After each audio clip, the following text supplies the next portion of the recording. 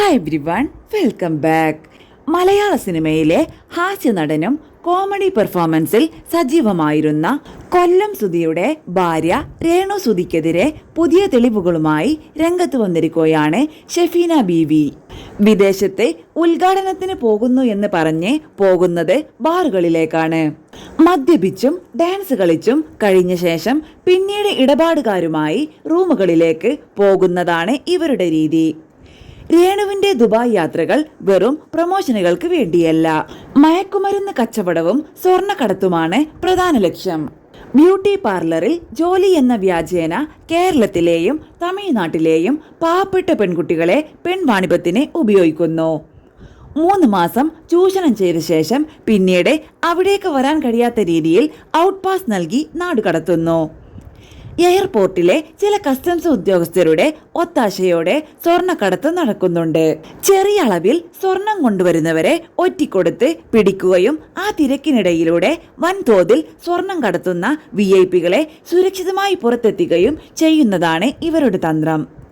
കൃത്യമായ ഫോട്ടോകളും വീഡിയോകളും ഉൾപ്പെടെ 94 തെളിവുകൾ തന്റെ കയ്യിൽ ഭദ്രമായി ഇരിപ്പുണ്ട്. രേണു സുധി എന്ന വ്യക്തി പോയപ്പോഴും വന്നപ്പോഴും താൻ കസ്റ്റംസിൽ കൃത്യമായ വിവരം അറിയിച്ചിട്ടുണ്ട്. ഞാൻ സ്വതന്ത്ര സമര സേനാനിയുടെ കൊച്ചുമകളാണ്.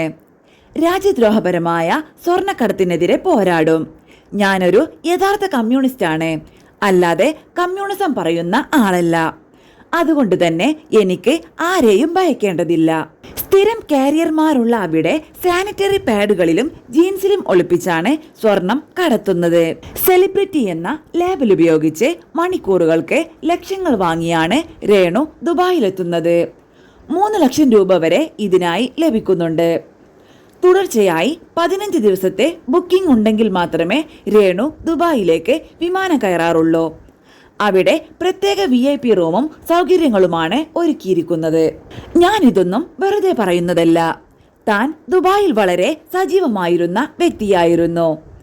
അന്ന് കോംപ്രമൈസുകൾക്ക് തയ്യാറായിരുന്നുവെങ്കിൽ തനിക്കും കോടീശ്വരിയാകാമായിരുന്നു.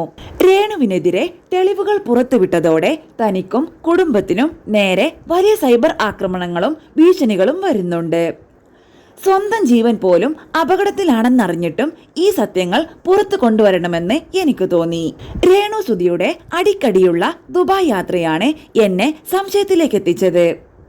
ഉള്ളിലേക്ക് ഇറങ്ങിച്ചെന്നപ്പോഴാണ് സത്യാവസ്ഥ എന്താണെന്ന് മനസ്സിലാക്കാൻ പറ്റിയത്.